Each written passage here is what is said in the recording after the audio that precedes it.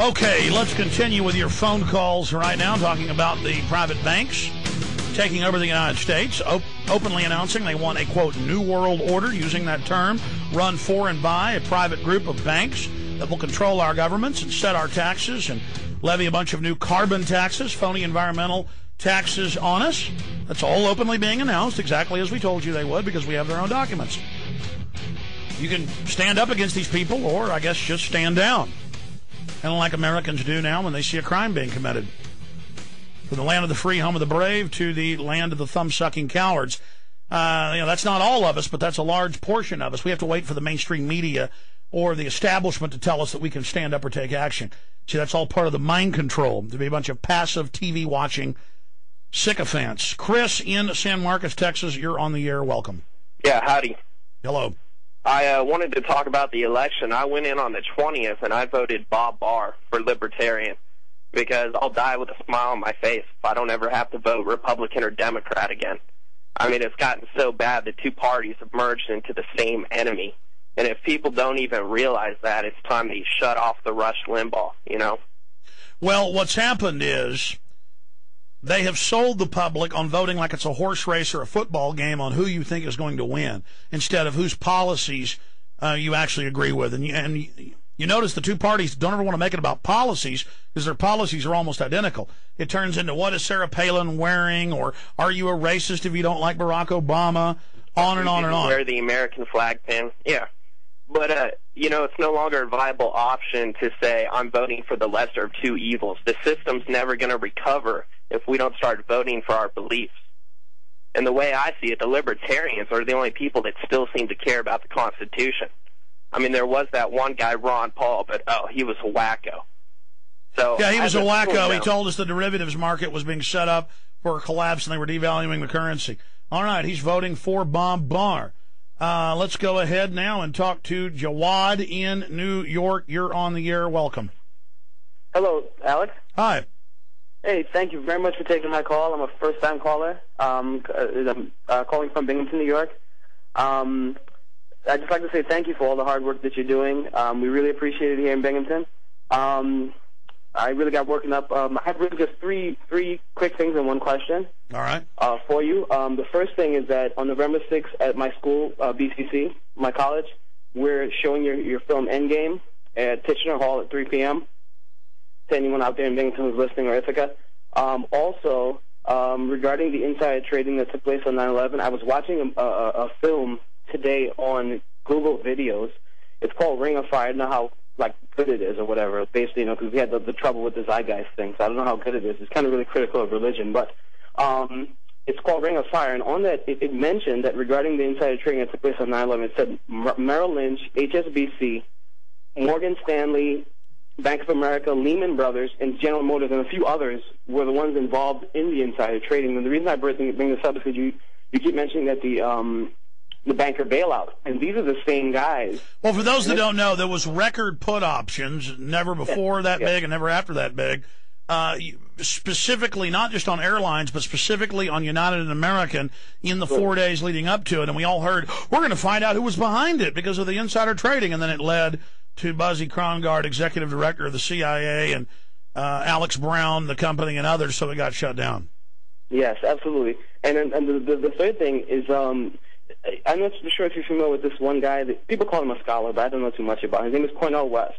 But he was on C-SPAN about a year ago, and he mentioned Will Smith, and he said that Will Smith was a Scientologist or something like that. Now, the reason I bring this up is that I remember Will Smith did a movie just recently called I Am Legend, and in that movie, it was supposed to be some virus that caused 85% of the world's population. Yeah, it's a vaccine that's supposed to cure people of cancer, and then it kills the majority of the world population. Absolutely. So my point is, do you see this being part of the globalist agenda, where they're intending on using something similar to the picture in this movie? If this man, again, is an insider, he's maybe a Scientologist, and he has some insight into what the plan is, but so he glorifies it in some way. Well, I Am Legend was written back in the early 1950s. And then it was made into Omega Man, and then they made an I Am Legend, and then they made the newest one under the same title. You know, when I get up on air and I say that the United Nations and the IMF and the World Bank and the Club of Rome and the Council on Foreign Relations put out white papers saying they want to exterminate 80 to 90% of the population, I mean, my films, Road to Tyranny and Endgame, cover that. And by the way, a lot of my films have bibliographies. Endgame, 3-hour film. Well, it's about 2 hours, 40 minutes, and has an hour extras. So it's the point is that it has a bibliography. And every second of the film, every video clip, every document, we have linked up on whatistheendgame.com. www.whatistheendgame.com. And, yes, they are putting sodium fluoride in the water. Just Google sodium fluoride cancer. And, I mean, hundreds of mainline studies that it more than doubles cancer, just in bone cancer alone. Or that they decided in the 50s to put the particular type. There were hundreds of types of plastic they could adopt, but they had adopted the BPA-based plastic that they knew would sterilize men in the West. That's why sperm counts are down by about 85%. Women are infertile because too much of this hormone ends up sterilizing you. And I could go on and on. But, I mean, how do you get the public to come to grips with that? I mean, I'm sorry. I told you the banker bailout bill was a scam, and it is. I tell you everything. I told you 9/11 was going to happen before it happened. This is what I do. I'm not an expert on Texas Tech and UT and the Cowboys. I'm an expert on the New World Order, folks. And let me tell you, they're eugenicists. If you don't know what that term is, Google it. Okay, let's go ahead and talk to George in Texas. George, you're on the air. Welcome. Good afternoon, Alex. Hi. Yes, Mom, last week my wife came home in tears. She was threatened to arrest at the DPS because she refused to get a thumb scan. That's right. That's all part of the international agreement. That is a world ID card, not just a national ID card. It's all part of submitting to your enslavement. Oh, I mean, is it color of law to do that? You will thumbprint to buy and sell. They're going in the tanning salons, the stores, the churches, the libraries, parents to get their children at public schools, thumb scanning. And what it is, they say driving is a privilege. It isn't. I have the Supreme Court rulings. But in the 30s, they said, well, these trucks are tearing up the road. If you're involved in commerce, trucks need a driver's license.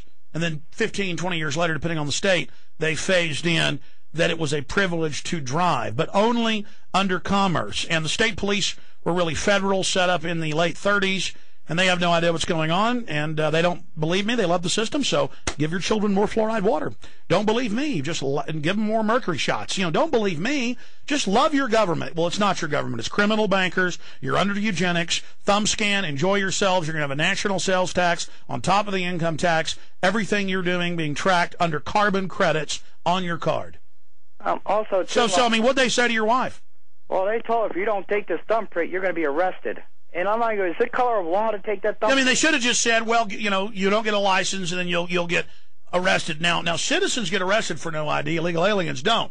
And I've had police admit this, but it's been in the news. So, again, it's all part of humiliation, all part of domination, all part of bringing the country to its knees, all part of us learning how to be slaves. And we are. We are now slaves. The public just sits down and shuts up and goes along with anything. And also, too, she went to the health department and asked for a federal vaccine waiver form, and they say there ain't no such thing. Well, that's another lie. Number one, there's no law to take any vaccines. Number two, they then kick your kids out under truancy law, saying it's a school policy. Then criminal charges kick in for the truancy, not for the, quote, non-existent law of taking vaccines. And so, yes, they are criminals. They will lie. Google this, vaccine exemption or vaccine waiver form. But why do you need a waiver for something that isn't a law to begin with? Hey, Google forced vaccine Maryland, and I even had the head of the state on, the head attorney, who they had police dogs barking and thousands of kids showing up crying, being, quote, forcibly injected under color of law. It is a bankrupt criminal government. And anybody that doubts me, only a criminal government would lie and say that you have to take a vaccine. Well, I kind of when there's no law. I kind of see the people down the road pushing back.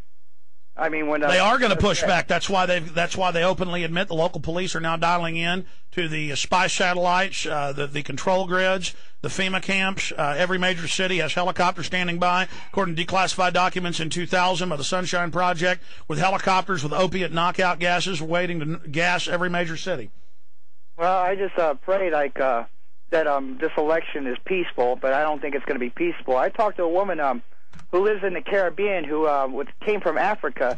And this is what she said. She's a black woman. She sat there and said, Barack Obama will lead the black people down to the slaughter.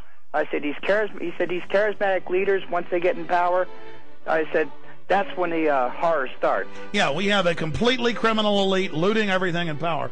During the break, I'm going to Google vaccine exemption form. And then you will be on official state websites, and you will know anyone that tells you it's the law is a criminal, liar, piece of filth. Period. Don't believe me. Check for yourself. Find out. That's just the beginning of the evil.